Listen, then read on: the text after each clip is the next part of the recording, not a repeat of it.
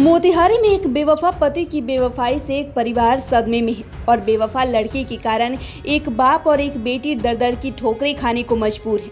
आलम यह है कि आज एक लड़की अपनी बेटी के साथ न्याय नहीं मिलने की सूरत में आत्मदाह करने की धमकी दे रही है। मामला मोतिहारी के घोड़ासहन की है, जहां के रहने वाले सुरेंद्र प्रसाद ने अपनी इकलौती बेटी नेहा की शादी साल 2020 में पहाड़पुर थाना क्षेत्र के सकलदीपी टोला में रामा प्रसाद के पुत्र चंदन कुमार से की थी, जो कि कोलकाता की एक चॉकलेट कंपनी में एरिया मैनेजर का काम करता है।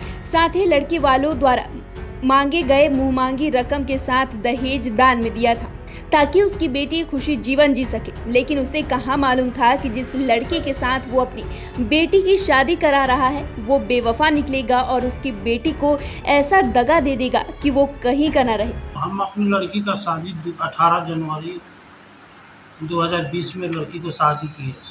हमको कुछ नहीं पता था, गांव समाज में पूछताछ कर शादी की है, किसी को मालूम नहीं था। कहाँ किए, किससे किए? जी, हम पहाड़पुर थाना सकलदीपी टोला में किए थे सर। किससे? लड़का कलकत्ता रहता था।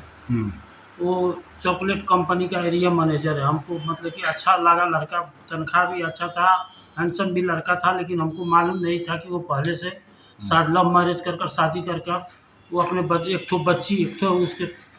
ठो लड़की है। हमको आज से 10 महीना पहले पता चला, तो हम छानबीन किए तो ये बात हकीकत लगा, तो हम उन लोगों से पूछताछ किए तो वो हमारे बच्चिया के साथ मारपीट करने लगा। उसके बाद में घर से निकाल दिया। तो हम वो पहाड़पुर थाना में जाकर FIR नहीं सर, पहले महिला थाने में गए थे। महिला थाना में हमसे पैसा भी लिया गया, लेकिन मेरा वो वहाँ FIR नहीं लिया गया। और वहाँ से वहाँ नहीं लिया गया पैसा। हमने 7,000 रुपया दिया था सर महिला थाना में। वहाँ पर वो इंक्वायरी करने के लिए हमसे पैसा लिया गया। इंक्वायरी किया, उसके बाद में उधर से क्या मिला क्या नहीं मिला मेरा FIR नहीं ली गई। 27 समझे सर। तो हम जाकर पहाड़पुर थाना में FIR किए। वहाँ पर दिसंबर 3 तारीख को हम मतलब 4 तारीख को वहाँ पर किए FIR। वहाँ FIR करने के बावजूद मतलब कि वो गांव में मकई रोपवाना, इधर उधर करना सब कुछ, लेकिन हम कितना कुछ बोलते गए कि हाँ गिरफ्तार कीजिए, तो ठीक है कर लूँगा, लेकिन गिरफ्तार किसी को नहीं किया गया। पंचायत करने के लिए चाहे कोई समझौता करने के लिए तैयार नहीं है। लड़का क्या कहता है? लड़का के परिजन क्या कहते हैं? लड़का का परिजन कुछ नहीं कहता, हमसे कोई बात भी चित नहीं करता है, समझे सर। वो सब मतलब कि कोई मतलब कि हम प्रस्ताव रखते हैं कि समझौता करो, लेकिन वो सब कोई समझौता करने के लिए तैयार नहीं है। लड़का क्या कह रहा है? लड़का भी कुछ नहीं कहता है सर। मतलब धोखा दे के आपकी बेटी के साथ? जी, वो पहले से मुस्लिम लड़की से शादी कर चुका था। उसका बाद समाज को दिखाने के लिए मेरे बेटी से शादी किया, लेकिन हमको पता नहीं चला था, समाज में लेकर आया नहीं था कि किसी गांव समाज को चाहे रिश्तेदार को मालूम चले। लेकिन मालूम नहीं चला, लेकिन हमको मतलब कि हमारा बच्चिया को कलकत्ता लेकर नहीं गया था, इसलिए हम छानबीन किए तो हमको पता चला कि वो शादीशुदा है पहले से। आपकी बेटी को कितना लड़का है? एक बच्ची है सर। उसको भी बच्ची? जी। और कोई सुनवाई थाना कहीं नहीं सुनवाई है सर। और सारे परिवार पर आप केस किए हैं? जी सर, 9 आदमी पर हम केस किए। कितना दहेज दिए थे? दहेज पहले नगद तो हमने 6,11,000 रुपये दिए सर। और उसके बाद में पूरा ट्रक भरकर सामान, इकलौती बच्ची थी, फ्रिज, वॉशिंग मशीन, मोटरसाइकिल, सिकरी, औंठी, हम कम से कम 25 लाख का तो सामान मतलब खर्च करिए। 2 बार तो होटल से, एक बार छेका किए, एक बार शादी। इकलौती बच्ची थी मेरा सर। हम कहे कि हम मेरा बेटी सुखी परिवार में जा रही है, लेकिन हमको तो पता नहीं चला कि मेरी बेटी की जिंदगी बर्बाद हो रही है। क्या चाहते हैं? हम क्या चाहेंगे सर? वही चाहेंगे कि मेरा बेटी का समाज चाहे कानून हमको न्याय दिलाए, दूसरा क्या चाहेंगे? मैंने न्याय में क्या चाहते हैं? न्याय, मेरा बेटी भी जज को साहब को मोतिहारी कोर्ट में जज साहब को बोल दिया कि 2 पत्नी में से एक ही को किसको चुनना चाहता है उसको चुने और मेरा हिसाब किताब कर दे। मुझे चुनता है तो उसका हिसाब किताब करे, लेकिन एक ही हम अकेले मतलब कि किसी को रखे हो, दोनों के साथ हम रहना नहीं सकते हैं।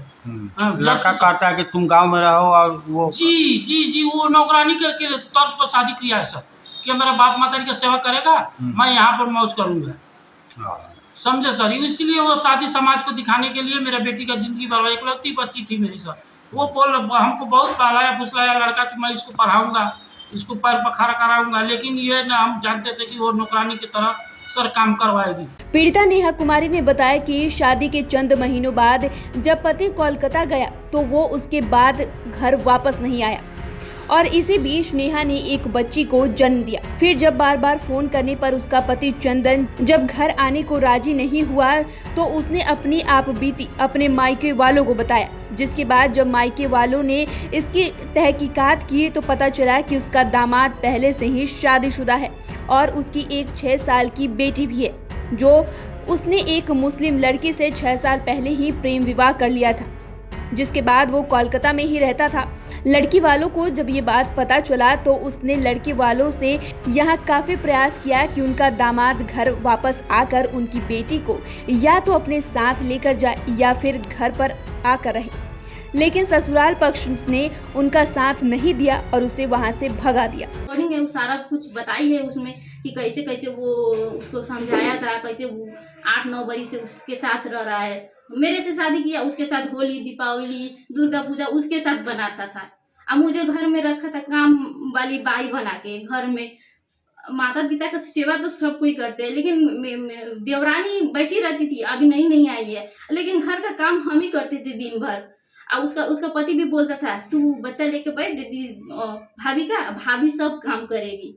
तो वो अपना बीवी को अच्छे से समझा दिया था, सारा काम हम ही कर रहे थे। वहाँ पर एक चाची वची सब बैठी है। आप गांव समाज का लोग से पूछिएगा, हम कभी उस घर में झगड़ा तक नहीं किए, कभी वो रेतु वाला भाषा भी यूज नहीं किए, कभी मतलब मुंह नहीं लगाए हैं। वो लोग से जो बोलता था, जैसे बोलता था वो ऐसे करते थे। हम पहाड़पुर में जो एफआईआर हुआ है, कितने लोगों के ऊपर एफआईआर किए हैं? 9 लोगों पर एफआईआर हुआ है। सास, ससुर और मेरे पति चंदन प्रसाद और 2 देवर, दीपक प्रसाद गुप्ता और रितेश कुमार, और एक बहनोई दीदी बीरगंज में रहती है नेपाल में, वो दीपक कुमार रौनियार, माला देवी, और एक कलकत्ता में शादी हुआ एक ननद को, तो वो नेहा देवी। और जो शादी लगाया तो वो मेरे मामा लगेंगे दूर के, उनके खुद अपने मौसा है मेरी जो शादी करा है, अजय प्रसाद। वही हम लोगों को नेपाल से बुलाकर इधर शादी वादी फिक्स कराए, सब डीलिंग वोलिंग किए। मेन मीडिएटर वो है, और सारा दहेज का कागज जो लिखे हैं वो जीजा जी हैं, बीरगंज वाले जीजा जी, वही दामाद। हाँ, वो उनके दामाद जो मेन मीडिएटर घर का मालिक है, वो अभी बीरगंज में ही सब छुपा हुआ है, अपने बेटी दामाद के पास ही है, कितना महीना से वहीं पर है। वो लोग कोई भी वो लोग समझौता नहीं करना चाहते हैं, कुछ भी के लिए तैयार नहीं है। मोतिहारी से बोलता बिहार के लिए प्रशांत कुमार की रिपोर्ट। इस खबर के बारे में आप क्या सोचते हैं, हमें कमेंट कर जरूर बताइए। चैनल को सब्सक्राइब करें, फेसबुक पेज को लाइक करें और इसी तरह की तमाम छोटी बड़ी खबर देखने के लिए बने रहे हमारे चैनल के साथ। वीडियो देखने के लिए आपका शुक्रिया।